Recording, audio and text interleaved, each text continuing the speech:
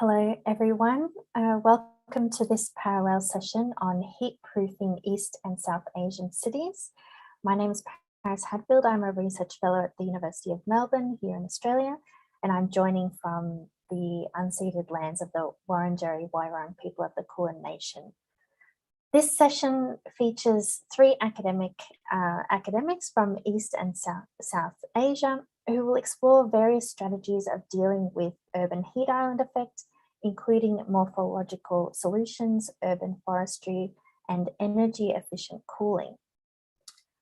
First, I'd like to invite Assistant Professor Arunav Bhattacharya, who's also a practicing architect and environmental planner at PES College of Architecture. They will be presenting on the conservation of urban forest for reducing the impacts of urban heat island, a case of Guwahati, India. Arunav, would you like to share your screen? Yes. Can you hear me? Yes, we can hear you.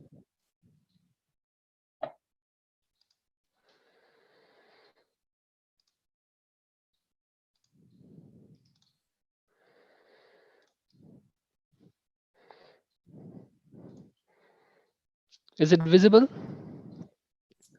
Yes, we can see your slides. And also I'd invite anyone in the room today to post questions in the chat. Thanks, Arunav. Okay. I'll start. Shall I start? Yes, please do. Yeah. So welcome everyone. This is Innovate for Cities virtual conference session of heat proofing East and South Asian cities. And me and my colleague are presenting this topic of conservation of urban forest for reducing the impacts of urban heat island, case of Guwahati, Assam, India. The Guwahati is a city in the northeastern state of Assam, India. I am Arunav Bhattacharya, architect environmental planner with my colleague. We have Tanvi Katre, who is also an architect environmental planner.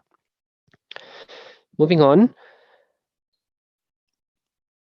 Contents of this topic would be the background, causes of UHI, urban heat island, impacts of urban heat island, need. These are all general contents, first three contents. Then we will come to the study area, we'll come to the databases, what we have collected, urban forest, the correlation of urban forest and UHI, analyzing the vegetation and UHI, and also the conservation measures which would be done lastly. The strategies, number 7 and number 8. The last one would be our in conclusion, what we have concluded in this research.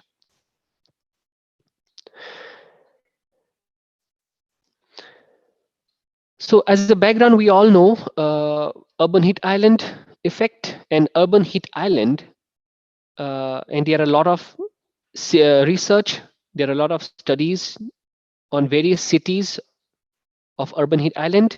So an urban heat island is an urban area or metropolitan area that is significantly warmer than its surrounding areas or rural areas due to human activities, and that leads to modified thermal climate or thermal environment that is warmer than the surrounding non-urbanized areas.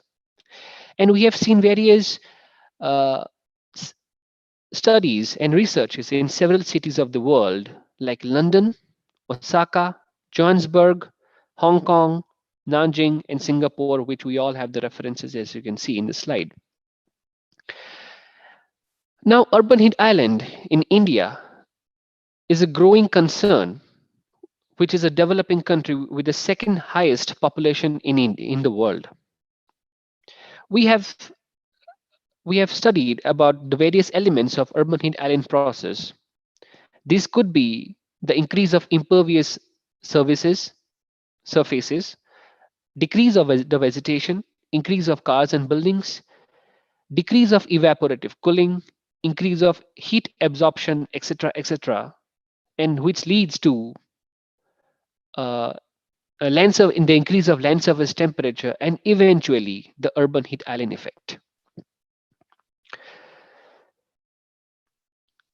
Moving on again, the causes of urban heat island, I'll make it very brief. So we have generally the three causes of urban heat island. It can be weather, it can be the spread of urban sprawl, and geography. So in weather, the weather systems of UHI effects have strong relationship with weather program such as wind and cloud. In urban sprawl, such as the city forms such as size, geometry, and materials used in construction of urban spaces define UHI effects and its characteristics. In geography, the physical, human, and environmental geography of a city, including topography, rural surroundings, and climate, are some of the parameters considered in this sector of geography. So these are the causes of urban heat island. Impacts of urban heat island. The impacts are related to various consumption of energy, the air pollutants, and human health and discomfort. In energy consumption, we have the maximum daily temperature, average electrical load in the city's electrical load. Air pollutants or NGHGs, ground level ozones, VOCs, and acid rain are the parameters in this sector. And human health and discomfort, which is a discomfort and worsen if impacts of heat waves. All these are related to urban heat island effect, and these are the impacts what we have got from the causes. Okay, moving on again. The need can be, there are various strategies where we can reduce the UHI effect. So, and different reduction strategies are suggested by different experts in the field of urban planning, architecture, natural resource management, and transportation. Now we have trees and vegetation, we have cool roofs, we have green roofs, and we have also cool pavements. In this study, we are focusing only on trees and vegetation strategy to reduce UHI. So trees and vegetation will be only the study of focus for this in this study.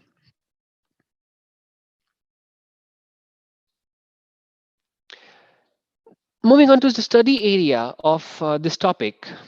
The study area, it is in the northeastern part of India, in Assam, and the city taken is Guwahati. The name of the city is Guwahati, as you can see in this geo-referenced map. This is the city of Guwahati, with all the green patches are our hills and forest in the city. So we have now Guwahati is a developing city other than other cities in India. It's a slowly developing city. So that is why we have taken this city and tried to analyze what is the UHI, what is the land surface temperature of Guwahati.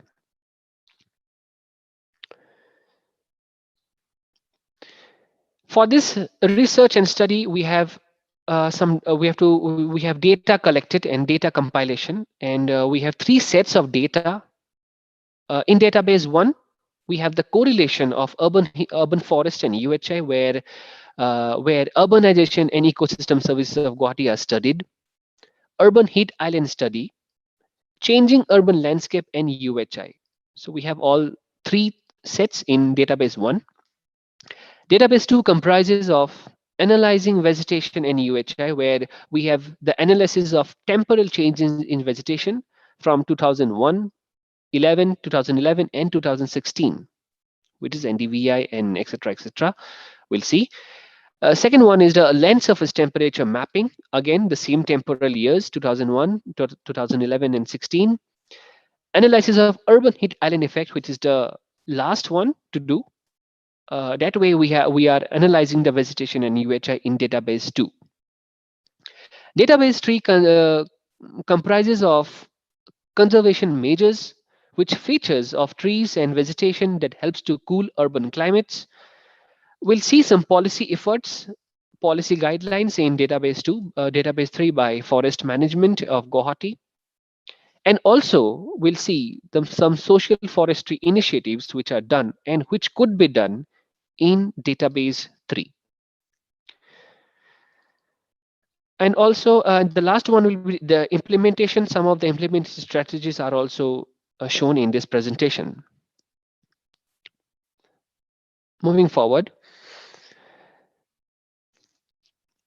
we have database 1, which is the correlation of the forest, of the urban forest, existing urban forest, and UHI in Guwahati city.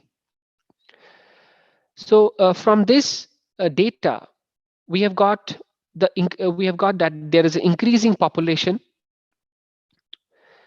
and the Guwahati city built up growth, which is increasing from 1911 to 2015 and so on. We have the loss of forest cover in Guwahati city. These all data are from the government sources, and we analyzed and we have inferred that there is a need to conserve urban forest for reducing urban heat island, not only urban heat island but also urban flood, which is a major problem, major issue in Guwahati city, and also the GHG emissions. So that is the inferred we got from all the data collected from database 1, which is our correlation between the forest, existing forest, and UHI.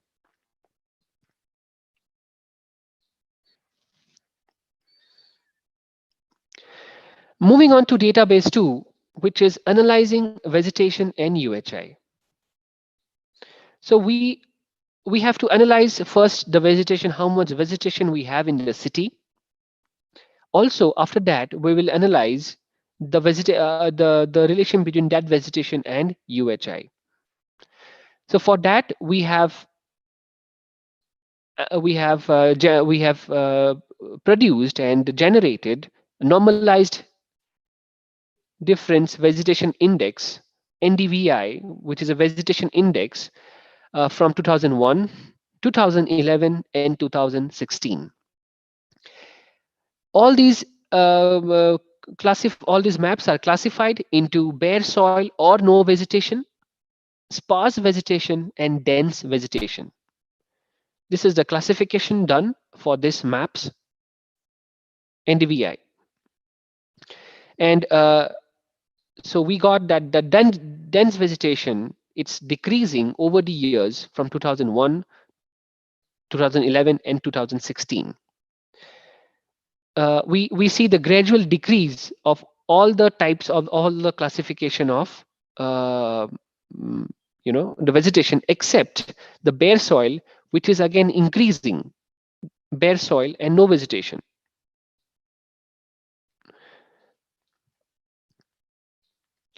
Moving on, the land surface temperature maps are generated and analyzed of Guwahati city from 2001, 2011, and 2016, as you can see in the screen. And it has been classified into 4 types: less temperature, moderate temperature, high temperature, and very high temperature.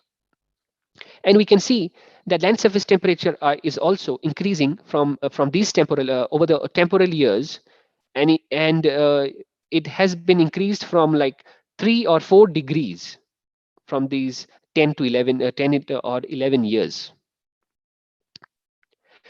From these land surface temperature of Guwahati city, we have produced some graphs of the forest cover. What is the land surface temperature of the forest cover? I'll mention one thing here, that the forest cover in Guwahati city are majorly the hills of the Guwahati city. So we have 6 hills or 6 forests in Guwahati city, and where the land surface temperature is also increasing from 2001 to 2016.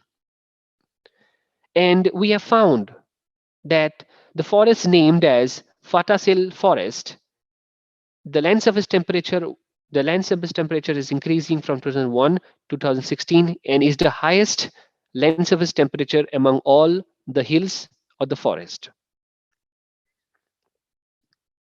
We have concluded from this slide that Fatasil forest or Fatasil hill has the highest land surface temperature among all the other forest areas. Again, in database 2, to calculate the UHI, these are the steps we followed. These are the calculations we followed from satellite data collection, image classification, which I have just shown you. Also, estimation of land surface temperature, calculation of emissivity, conversions of dN to radians, and then calculation of land surface temperature. Also, at the end, we have for UHI, we have this formula.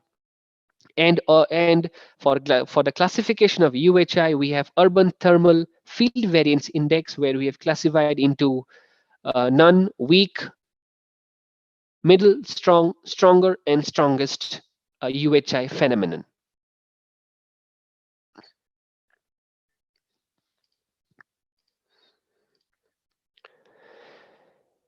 Now coming to UHI maps of Guwahati city, this is again from database 2.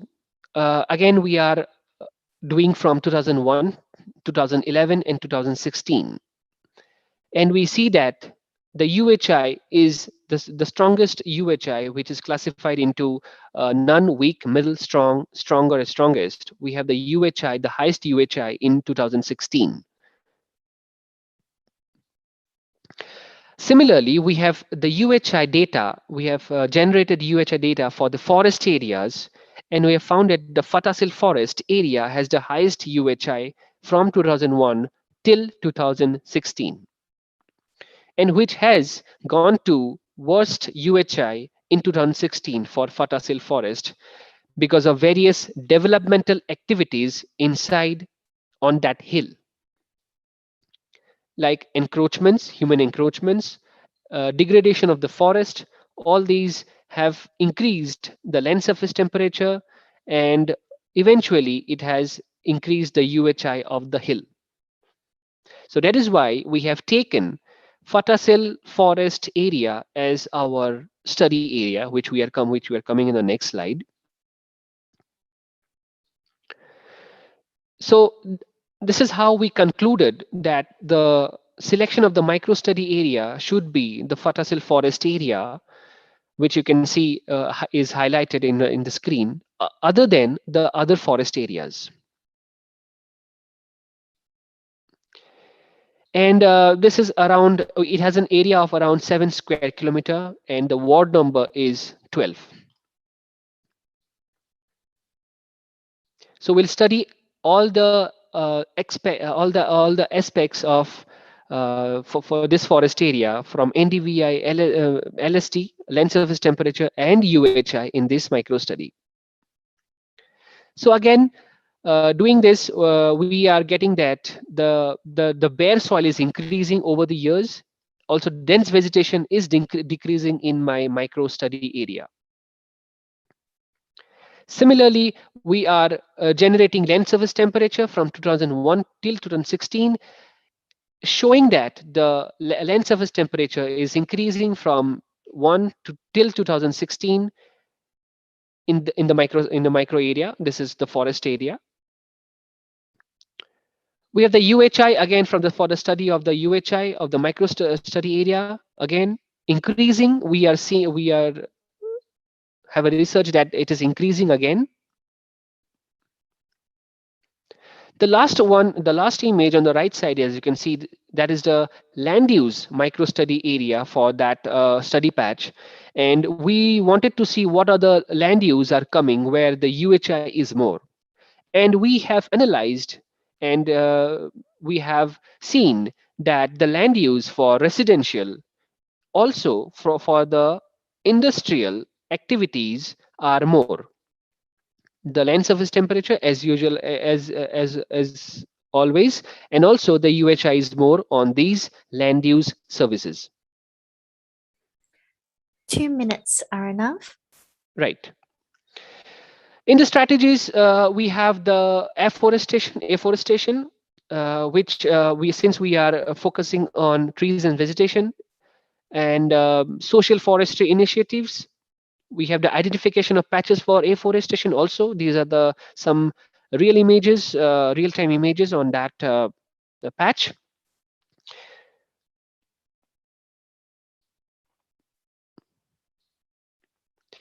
There are some plantation measures which we have identified some of the tree species which have high leaf area index and high foliage density. So these will be planted, and the planting techniques, we have two planting techniques of these trees and species, which is assisted natural regeneration, ANR, and AR, which is artificial regeneration model. Trees with high leaf area index are considered in this study. Plantation measures, AR model and the cost analysis has been done. Also, we are doing ecological management practice, which is strategy 2, and policy level interventions to reduce encroachments on the hill majorly. So we have the conclusion that the trees and vegetation is very important for reducing the EHI effect, also the GHG emissions. And we have the recommendations of afforestation, ecological management practice, policy level intervention, and focusing on layout of the city, which is a major concern. So the city like Guwahati, which is a developing city over the years, needs these interventions so that at the end, it can be included in the bylaws or in the policy levels to reduce urban heat island, also the effects of urban heat island, including your urban GHG emissions, urban flooding, etc., etc.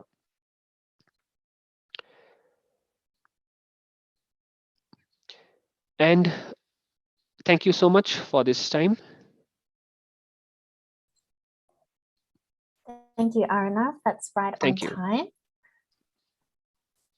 Now, I would like to take questions now. We have perhaps, let's say, 7 minutes. Brenna has kindly put a question in the chat. I'll read that to you now.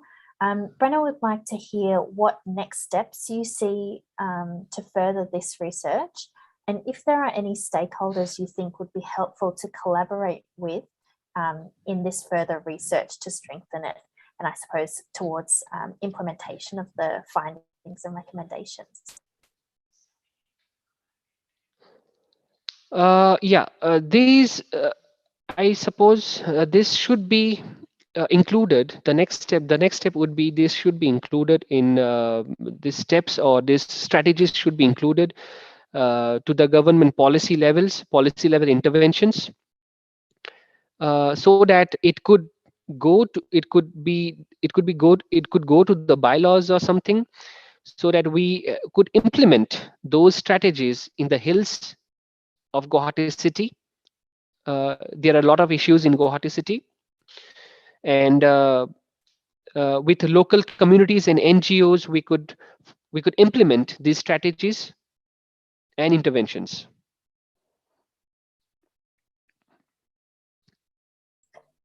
Thanks, Arnav. Yeah. I had a further reflection and question.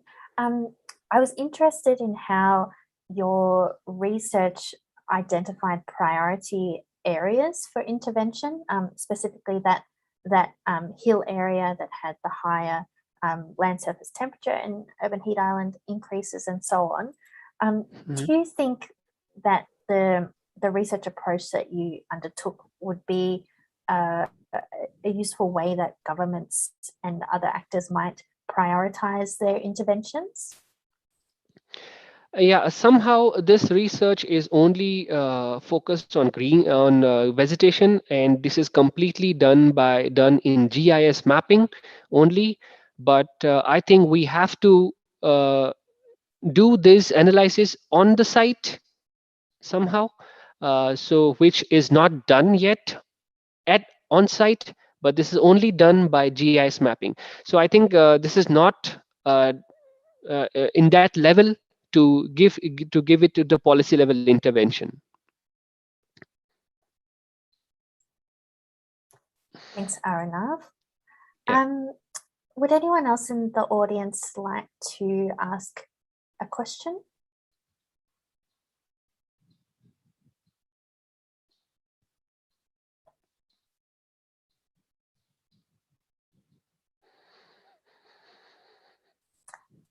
I can ask another question if you'd like. Okay. Okay. So in terms of the city of Guwahati, how comparable would the findings be for this city compared with other cities in Northeast India? Do you think these findings would be relevant for understanding understanding other Yeah. cities in India? Yes, it is. And because Guwahati is a developing city, some most of the activities are developing like any other cities. Other cities in India are developed in that population density, but Guwahati is the gateway to the northeast India of Assam, and so that is why we thought that this could be a relevant study for other hill cities in India also. And also there are hill cities in Assam in northeast India also, so this could be helpful to have analysis, UHI analysis on the other cities also. Great. And we might take a final question from Brenna in the chat here. Brenna asks, how do you think implementing some of these recommendations would impact citizens living in the hill, that micro-study area that you have identified? Mostly I have seen for this question, mostly I've seen in the city in the city of Guwahati that there is flooding in that study patch, and that could reduce if we do this strategies and implement these strategies of vegetation. And this vegetation, I think this vegetation, the planting of this vegetation should be scientific in manner, not that we just put a tree. We have to check which species and which species we are planting, and with high level of foliage density and leaf area index. So I've given in this presentation. So yeah, I think a major will be urban flooding, GHG emissions we can reduce in that study patch. Excellent. Well, thank you so much, Aranav. It's been Yeah. great to hear about your very detailed and comprehensive study. Thank you so much. Thank I will you. now. Thank you so much. You're welcome. We'll now hear from a second presentation, and this will be pre-recorded, but I believe we have the speaker in the audience to take questions afterwards. So this presentation is on decoding the climate response of traditional habitats in Pune. The speaker is Makta Deshpande, professor at MIT ADT University. Mona, if you could please present the talk. Thank you very much.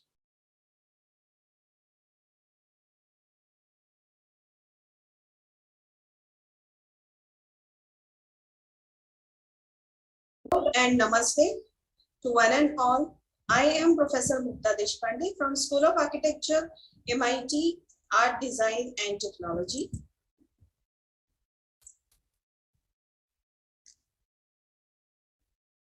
MIT Art, Design and Technology, University, Pune, India.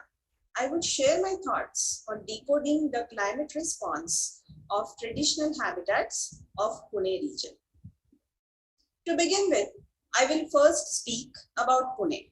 Pune is one of the most livable cities in India.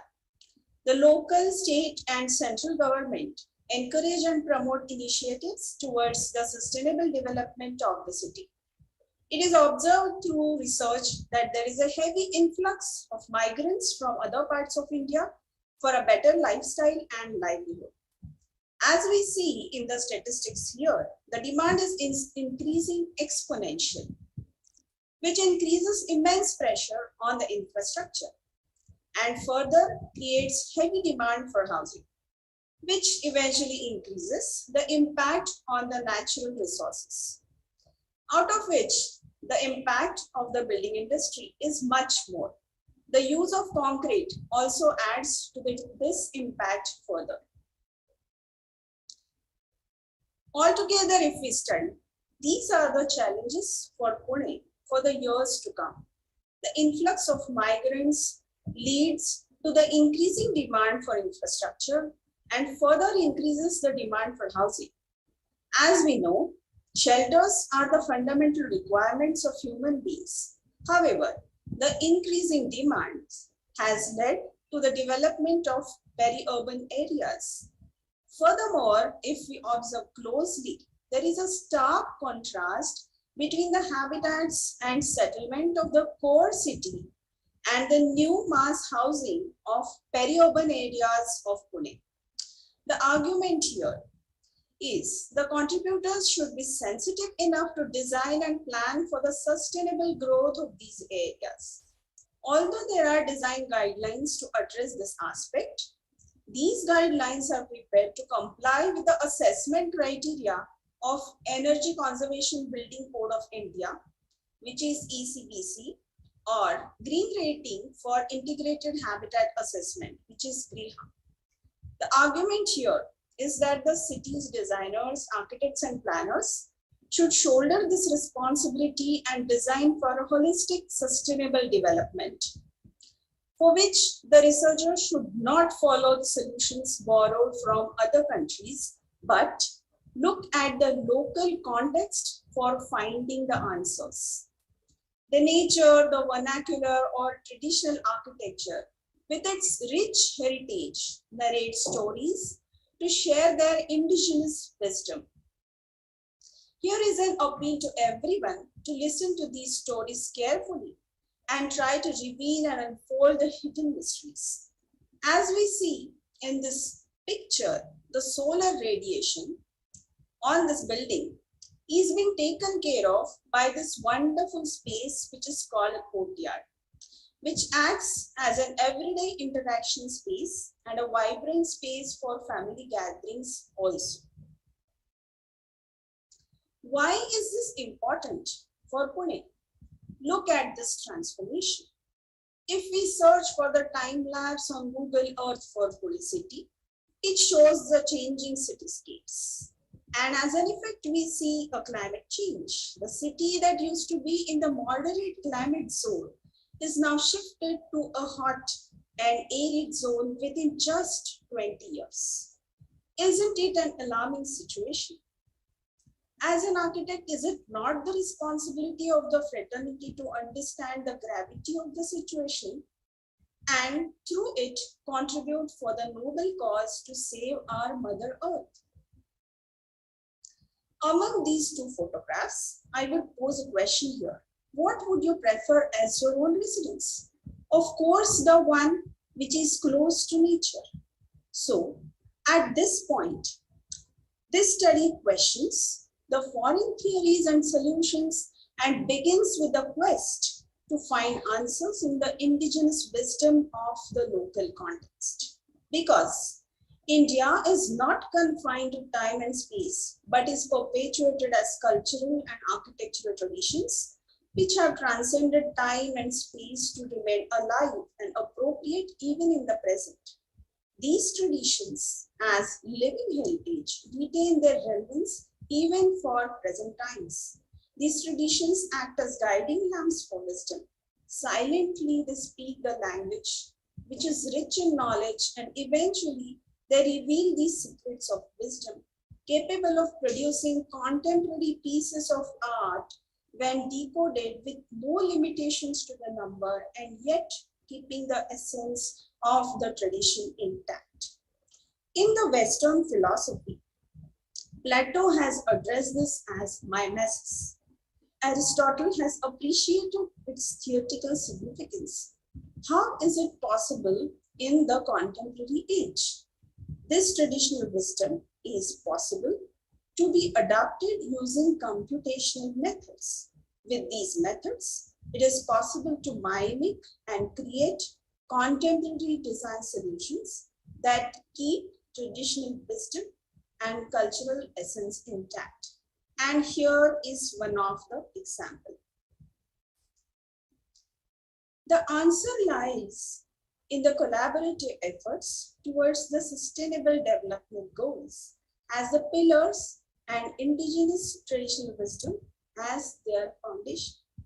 The Government of India and state and local government bodies have planned for the rural and urban development of the region.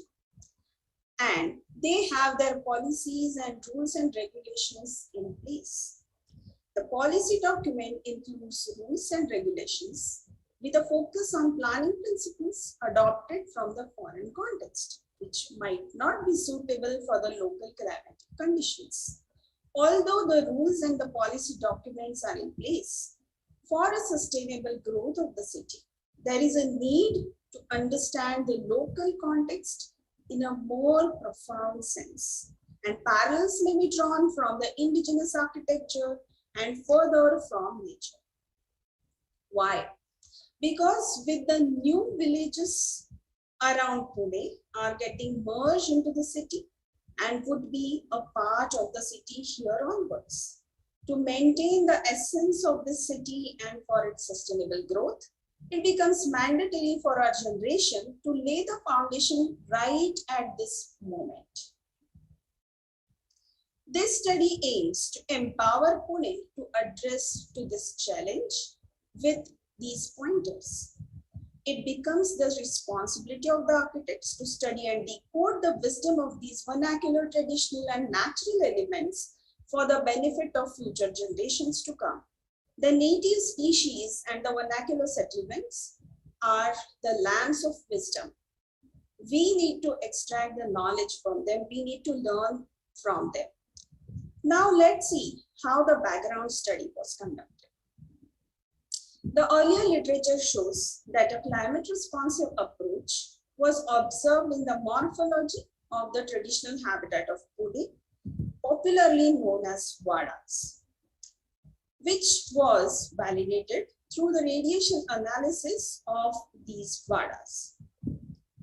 The radiation analysis of this Vada, which is Vishrambagh Vada, reveals the following points. Those are specific for the context of Pune, and those are total surface area of wall to ground floor, orientation of courtyard, characteristics of courtyard, WWR, which is window to wall ratio, number of stories, number of open sides along the building, etc., etc. The list is unending. It is unlimited.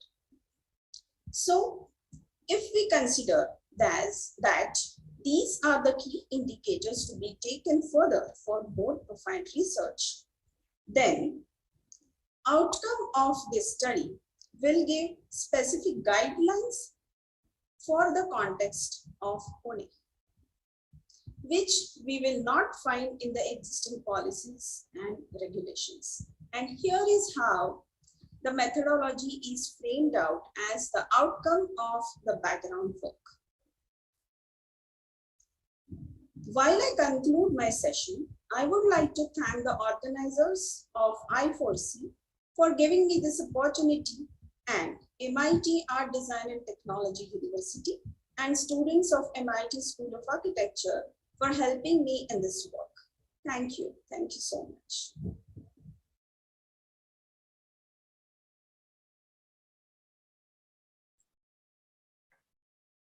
That was great to hear about your research, Magda. Thank you so much. Thank you. Because you're in the audience, I'd like to open for questions. If anyone would like to comment or ask for clarification or other points on this topic.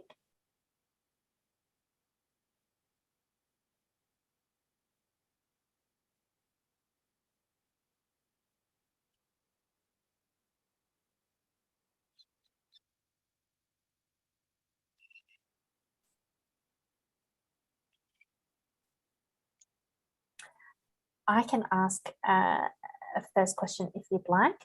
I was interested in how your research is arguing for local indicators of a sustainable housing or sustainable built environments, and particularly how those indicators reflect Indigenous modes of development and housing. And I was wondering, are there any other cities in India that do include those local indicators for sustainable housing, or is this a very kind of radical change in how you would think about regulating housing in India? Yes. Am I audible? Yes. Yes. Yes. So there are other cities, those have the extreme climatic conditions in India, and those are situated in the hot and dry areas or the cold and dry areas. For example, I can tell you the cities in Rajasthan, Jaisalmer. So where it has been already studied that the indigenous knowledge which lies in that region, that is helping the people to build a sustainable houses or habitats, as we can see. And so I got inspired from that literature review. And these traditional habitats, those are located in Rajasthan. Those are from the similar time span which I found in Pune, as well as what is happening, those show similarities in between the space syntax as well. So the space syntax is as per the local climatic conditions, and the same aspect that I observed in Rajasthan, the same aspect I observed in Pune city as well.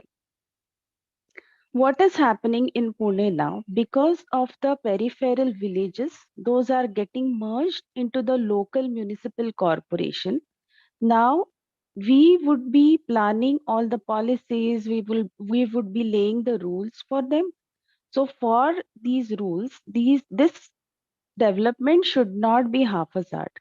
It should be extremely planned. It should lead to a sustainable development, because these are the rural areas of this region.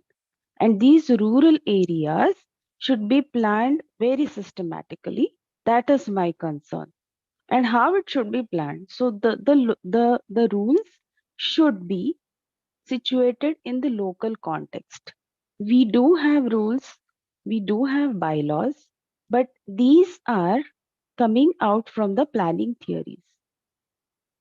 What my point is, if at all we plan towards a sustainable development, then we should look at the natural context, local context, which is in India changes if we go around 200 square meters. So that is why that is the concern. So sticking to the microclimatic conditions, we should consider that. And these buildings, those are traditionally situated Those are telling you some stories, those are giving you some thumb rules, those are giving you some indications, and those indications we actually need to extract. That is what my concern, and that should be the responsibility of all the architects over here.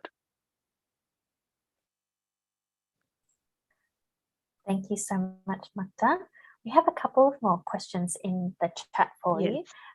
Yes. From Brenna, do you Yeah. think the methods could be used in other areas around the globe to take advantage of some of the wisdom in their traditional architecture?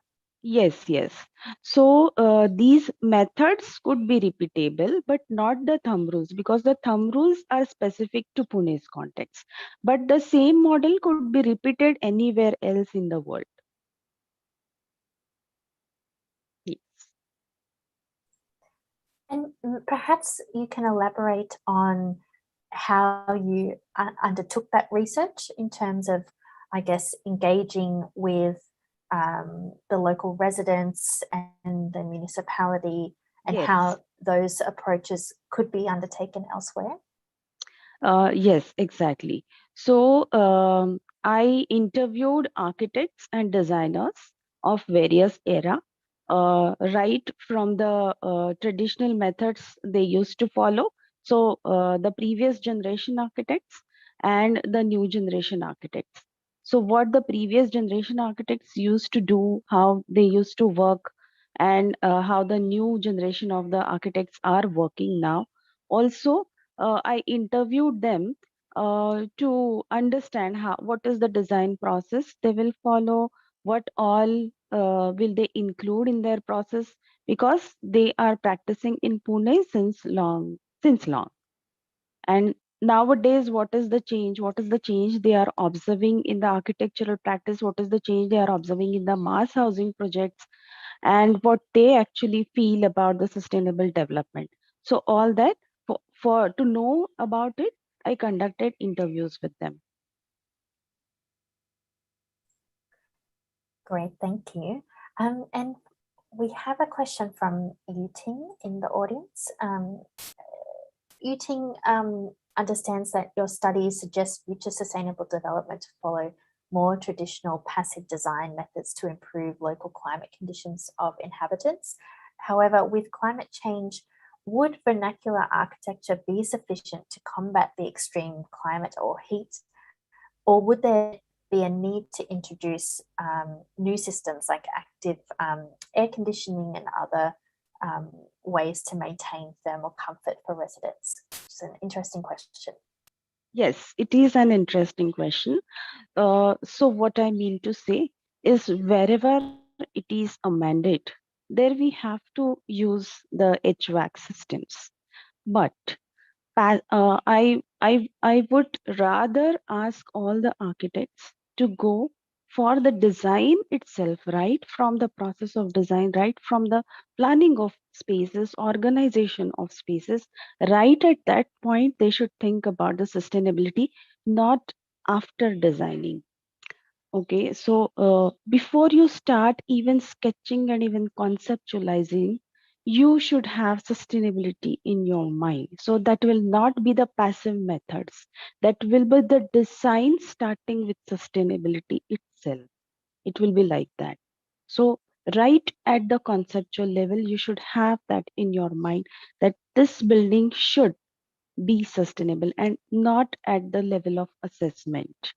Okay, so not to comply with the uh, assessment criteria, but it has to begin with that point. That is my point.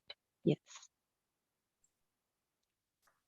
And just to further to that point, I wondered if you, in your analysis of Indigenous housing, I think you called it syntax or vernacular housing, did you find any adaptations or local adaptations of that Indigenous housing in terms of responding to recent climate changes? Um, these findings were implemented till the recent times, but now since the development is towards mass housing because of the heavy influx. The demand of housing is increasing in Pune.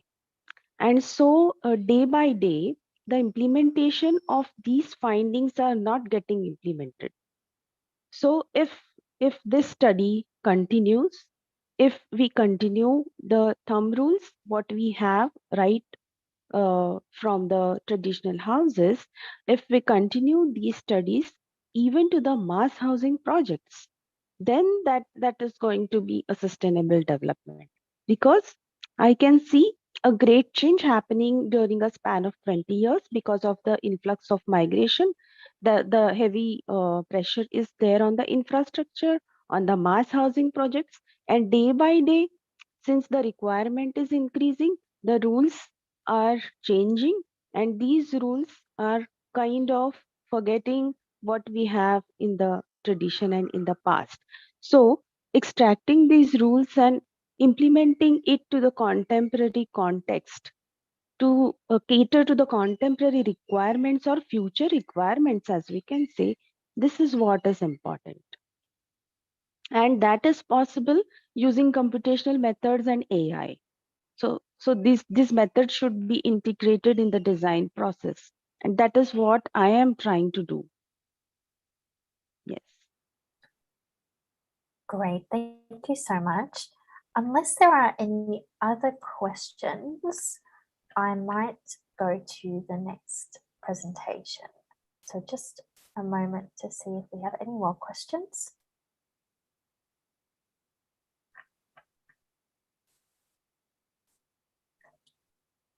Okay, well, thank you so much, Makta. That was a really a great presentation. Thank you. Thank you so much. Thank you. So our final speaker will be presenting on mitigating urban heat by land use planning and an energy efficient built environment based on a numerical simulation study of Hong Kong. And this will be presented by Yuting Kwok, a PhD student at the Chinese University of Hong Kong. Mona, would you like to display the pre-recorded talk? Thank you. Hello, everyone. I'm Yuting from the Chinese University of Hong Kong. Thanks for tuning in to my presentation. It's my real pleasure to present at the Innovate for Cities conference. So I will now share my screen to show my PowerPoint.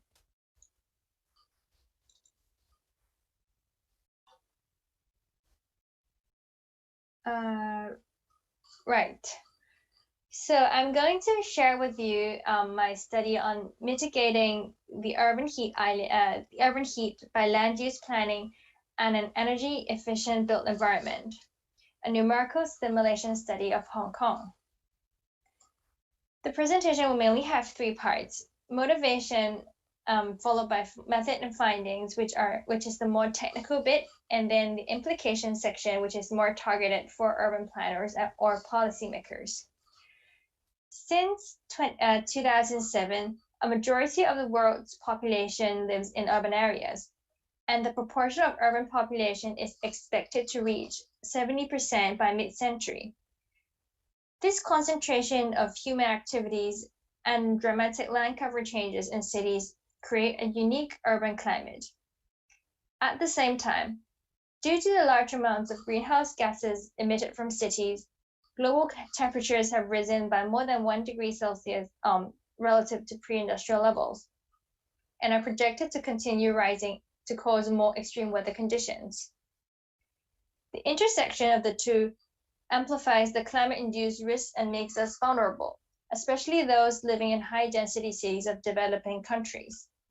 Governments, therefore, need to protect the citizens from anticipated climate extremes, like heat waves, by learning how to develop sustainably in a climate-responsive manner. In this study, we are going to focus on the issue of urban heat. Studies have shown that urban heat is detrimental to human health in multiple ways, like causing thermal discomfort, heat stress, and heat-related illnesses. At night, high temperature disturbs sleep and prevents people from recovering from the daytime heat. And more serious impact include higher risk of mortality, especially when the heat is experienced for a prolonged period of time, like during a heat wave. In Hong Kong, due to the high-density high-rise development, urban areas are noticeably warmer than rural areas, especially at night. This is commonly referred to as the urban heat island effect. Average wind speed at urban stations is also much lower than the background wind as observed in Wagland Island in black there on the right, which is an island located upwind of the city. The wind in the city center has clearly declined over recent years due to intensifying urban developments, causing weak wind conditions and poor air quality. Climate change is also evident in Hong Kong, as can be seen from the long-term weather records. The number of very hot days and hot nights are projected to increase drastically for the end of century relative to the current climatological normal. So a prolonged heat wave event that happened in May 2018 is selected as the study period to represent the extreme conditions that are expected to occur more and more often in the future. So in this study, our main objectives are to assess the urban thermal environment for a future urban development scenario in Hong Kong, to examine how the future urban thermal environment can be improved by urban ventilation strategies and alternative cooling practices. And finally, to provide practical recommendations for urban planners and policymakers to mitigate the urban heat. Moving on to the methods, the study employs the mesoscale atmospheric model MESO-NH. It is coupled to the urban canopy model Town Energy Balance TEB and Building Energy Model BEM to parameterize processes within urban areas. Thanks to a recent multi-layer model enhancement shown on the right, the effects of tall buildings on wind flow as well as the heat and moisture releases into the atmosphere from tall buildings are considered more realistically. The urban climate simulations are set up by downscaling the ECMWF IFS data via 5 two-way nested domains to the main parts of Hong Kong at 125 to 250 meter resolution. A realistic urban development scenario expected in the mid-21st century is constructed in a geographic information system with reference to government planning documents. The major new developments are bordered in blue on the map here. Let us take a closer look at the planned artificial islands and the neighboring areas here to show the potential impacts of new urban developments on temperature and wind. When compared to the present day scenario on the right, so on the left is the future, on the right is present day.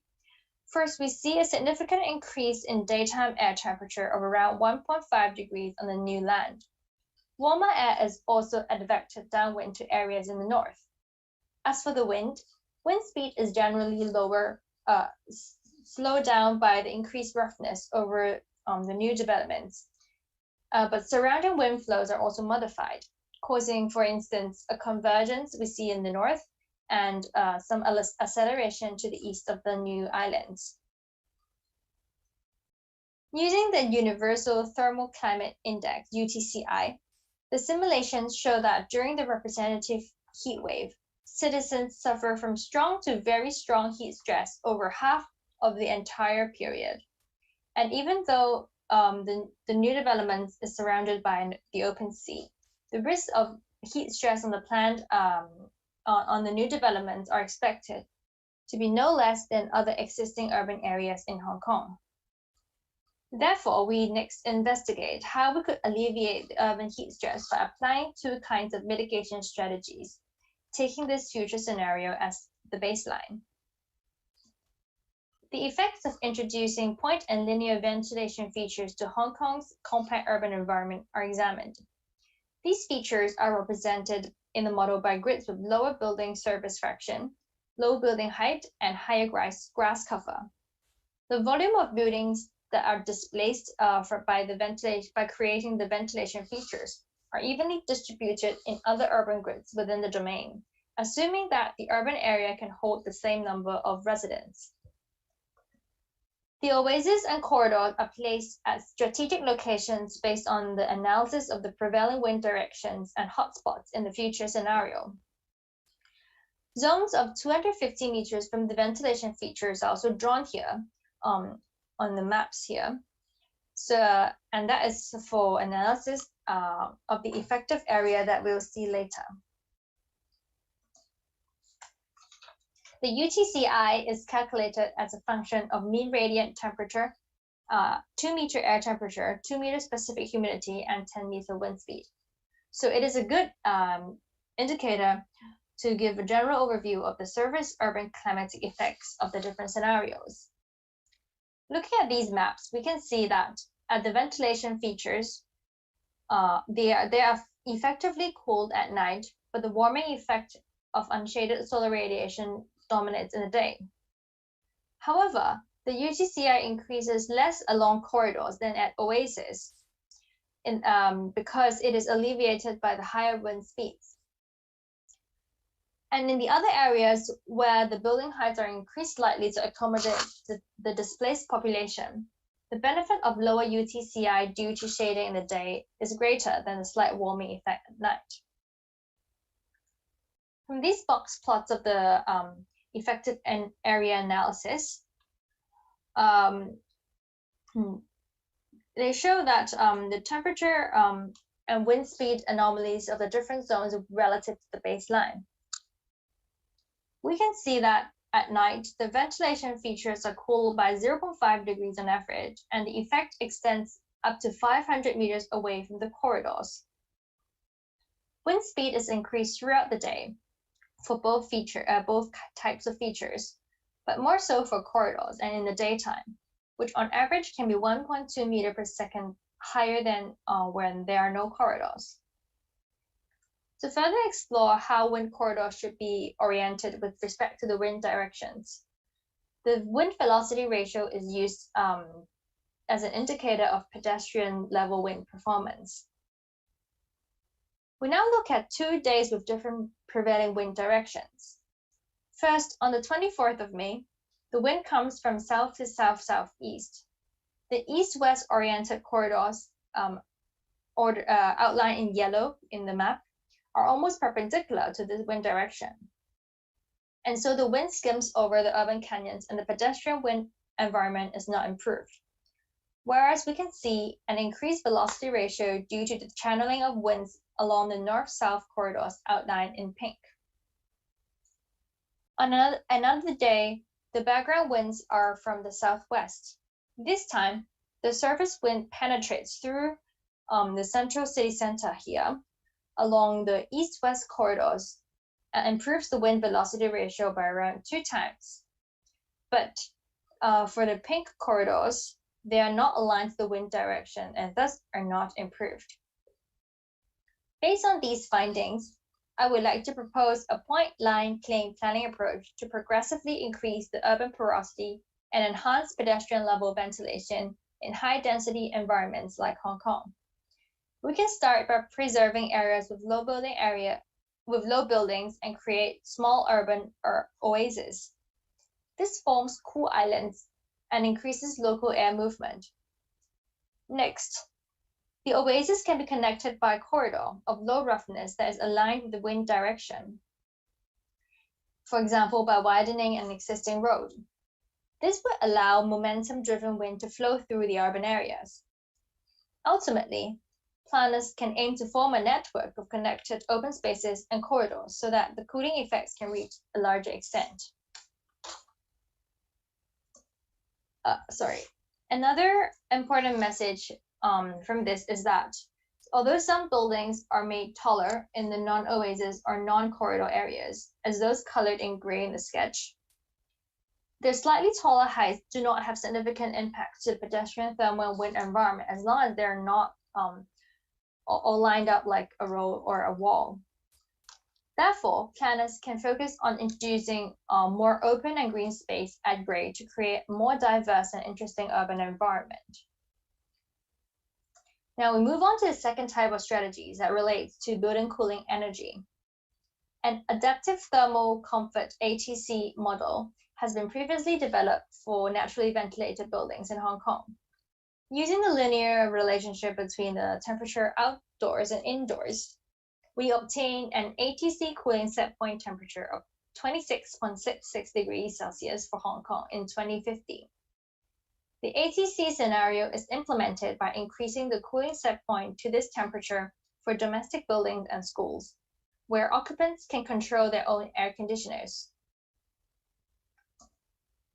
Secondly, the government has also explored or particularly interested in the adoption of district cooling systems to serve non-domestic buildings. In this scenario, we assume that the plans to implement the DCS in 15 zones are being realized. A simple modification of the model is implemented such that the DCS has a higher energy efficiency than the traditional systems, and that no sensible or latent heat is released into the atmosphere directly due to air conditioning. During the simulated heat wave, high building cooling energy demand is inevitable. It is encouraging to find that both the ATC and DCS strategies can effectively reduce the cooling energy consumption. And the effectiveness, the reduced cooling energy consumption is around 10% and 6% respectively. Besides, the reduction in cooling energy consumption translates to around 80,000 and 50,000 tons of carbon dioxide equivalent emissions. By looking at these maps, we can see that in the DCS scenario, the reduction is localized, but can be up to 50% at the zones where the DCS is implemented.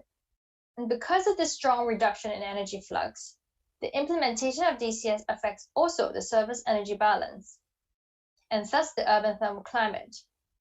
The local 2-meter air temperature in those zones can be lowered by up to 0.8 degrees Celsius, thus potentially improving the thermal comfort of pedestrians. To sum up, the study shows that during future heat waves in Hong Kong, high air temperatures and weak wind conditions prevail in urban areas, causing heat stress. Pedestrian level thermal comfort may be improved by creating more urban oases and wind corridors, with reference to the point line planning approach that is recommended, such that urban ventilation can be enhanced throughout the urban areas. And with the intense urban heat, increased use of air conditioners is unavoidable. This leads to high energy use for cooling and also high carbon emissions. Exhaust heat released directly into street canyons also worsens the urban heat island effect. So this study suggests the top-down implementation of district cooling systems and the bottom-up adoption of higher cooling set point temperatures based on the adaptive thermal comfort model. Finally, we have here a hypothetical design of a new development areas with the mitigation strategies recommended fully applied, including urban oases with vegetation at grade, wind corridors aligned to the wind directions, a network of ventilation features connected by features of low roughness like roads, and a great variety of building heights to provide shading and to facilitate air movement. There is also a DCS. There's also a DCS system to supply cooling for commercial districts, freeing up rooftop chiller spaces for rooftop greening or alternative uses like a viewing deck or restaurants. Occupants in residential buildings are also encouraged to change their living habits and set higher cooling set point temperatures for air conditioning. With these strategies in place, the living environment of the future development areas may be improved and residents could enjoy a more thermally comfortable and healthy neighborhood. So this is the end of my presentation. Thank you for listening, and do feel free to contact me by email or read more about my related studies on the ResearchGate profile. Thank you.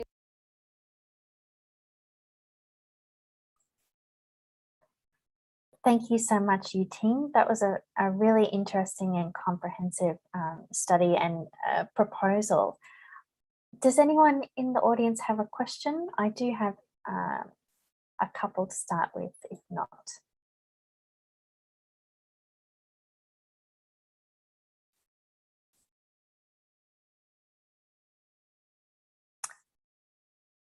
Hi there, Yuting.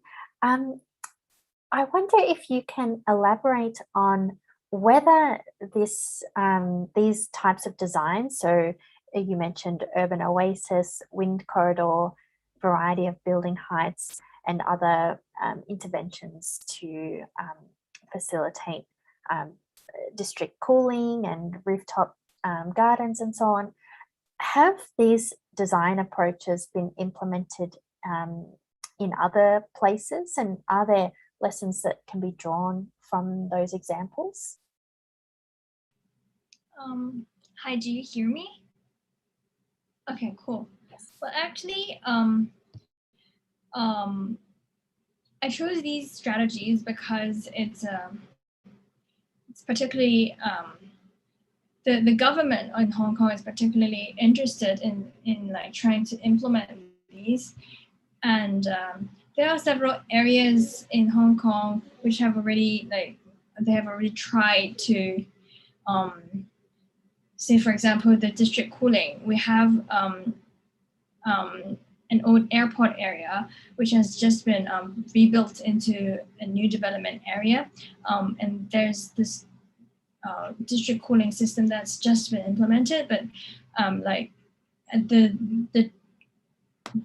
businesses and commercial areas in that area is just starting, so we don't actually see the effects yet. But it's good to see that the government is actually taking action to try to use these kind of new technology and strategies. And also for the ventilation, we actually have already some guidelines and an air ventilation assessment system to encourage this wind flow in urban areas.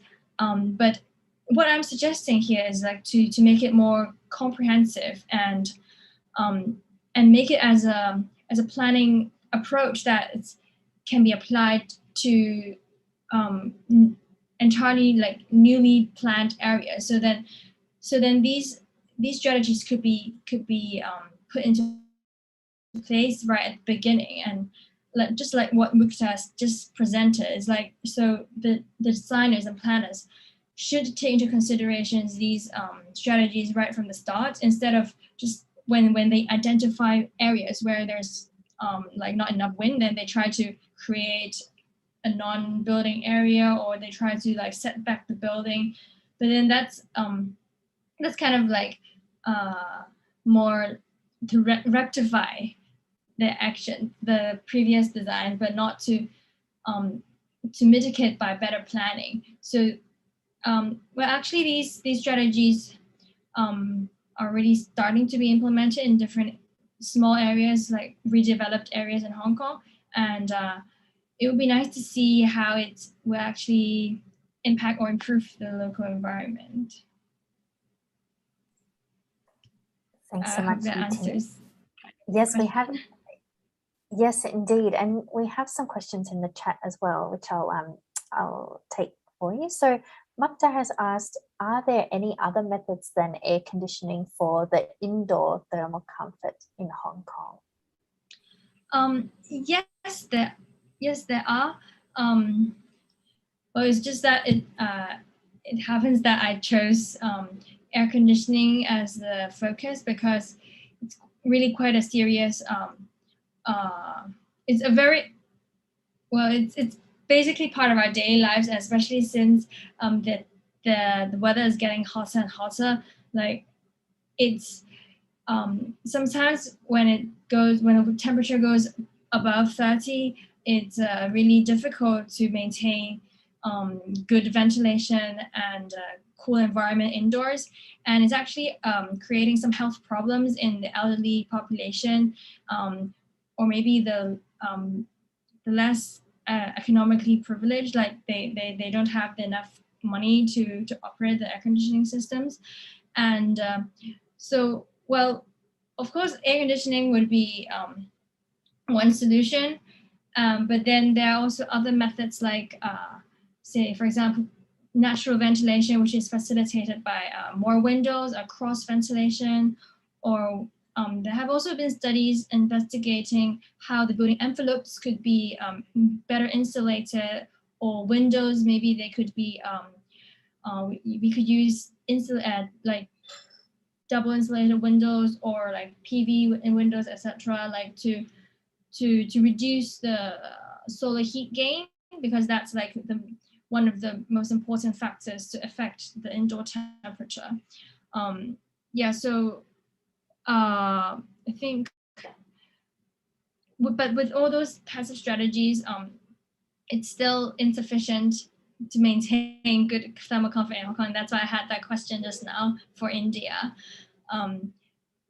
So aircon would, I think, definitely remain as an important method to cool indoor areas in Hong Kong. That's why we need to try to see how we could improve the systems, like make it more efficient, or maybe decarbonize the electricity supply, etc. Great, thank you for that response.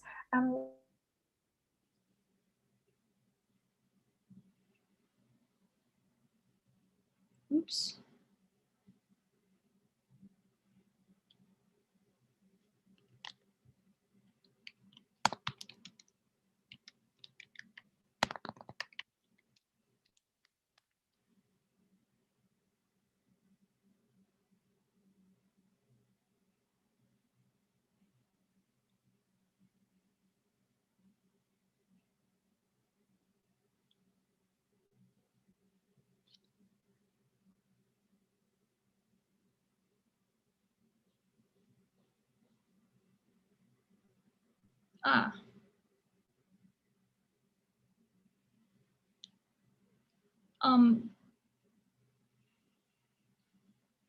I guess it's just Paris. That's yeah, okay. Sorry about that.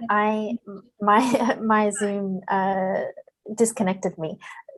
All right. Yeah, I was just planning to go on to the next question. I think that is from Arnav. But how feasible is the point-line clean plan approach in existing cities, which are dense and compact? Well, I think it is feasible to a certain extent. Is that, I mean, for all cities that they will undergo redevelopment at some point in time, and I think the main thing is this is a process. If it's an existing area, it will be a process that takes time to develop the network of ventilation features that I suggested. But to start with, for example, we could identify locations where there are maybe already a park that could be preserved, and then as the city develops, we could slowly kind of widen streets which are along the directions of the prevailing wind, and then also to with the new developments, bear in mind the where this network would go, and just to do it step by step instead of like laying out everything at the start. But I think it's much more difficult to do it in an existing the city will undergo redevelopment at some point in time, so we can still follow kind of these same guidelines when doing redevelopments. Should I just go on to the next questions, because I see there are quite a lot of them? Or Paris, do you have anything to add on? Yeah, so I was going to turn now to Brenna's question. Do you think there are any particular members of society? Oh, sorry, can you hear me okay?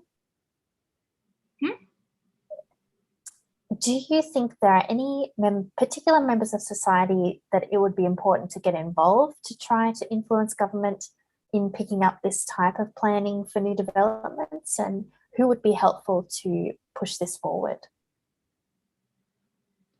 I think the most direct method would actually be just to let the planners in the government know, and the policymakers to be informed about these possible strategies. And we've actually tried to do that because as I've presented, we have this very big new development that's planned to build some artificial islands in the coming 15 years. And we have already had a meeting with the responsible, with the government officials responsible for this, like the working group on this project. And so hopefully to tell them more about these potential strategies and to see how they could incorporate it into their other considerations. So like not to just consider, for example, how many people they can accommodate on these islands, how much money they could make out of businesses, but they should also take into account the whole physical environment that these people would be living in. And yeah. And I was going to ask on that, Yuting, whether your research has come out of a formal collaboration with government. Oh no, it's not. It's just part of my PhD thesis. So, but hopefully we could get the findings published, and like we could use that to provide more evidence for the government to really try to push things forward. Great. Does anyone else have a final I think Brenna also question? have one more question, which is about the temperature of the AC. Yes, it was a reflection on the difference in living in Canada in terms of the temperature. Yes. Well, I think that's a good point to be raised, because the model that I based my calculations on is an adaptive thermal comfort model, and it's different in different regions of the world. And so for this model that I've used, it's adapted to the local climate of Hong Kong, which is hot and humid. And so when people live in a certain place for a long enough period of time, they will get acclimatized, or I should say, to the climate. So I mean, for me, sometimes at home we also use turn the air conditioners to around 26 degrees Celsius, and it feels already much better than to be outdoors. So I think with the and what I've calculated here has also taken into account the potential, the predicted climate change. So I mean, as the average temperature gradually goes higher, people also will slowly get used to the higher temperature. So I imagine 27 degrees for me would not be a problem. Yeah. But I mean, for different countries, of course, they would have to be adapted for the different climates. Absolutely. And I think that's a very interesting reflection on how, I guess, local experiences of the temperature need to also be taken into account rather than a one-size-fits-all approach or model. But I'd like to wrap up this session now. Thank you so much, Yuting, as well as Magda and Aruna, for wonderful presentations. And thanks to Mona from Ebe for running the technology for this session. Some really excellent insights across urban greening and sustainable buildings and Indigenous knowledges. So I think a very rich session. So thank you all for joining, and all the best with your research. Look forward to seeing the outcomes of those projects.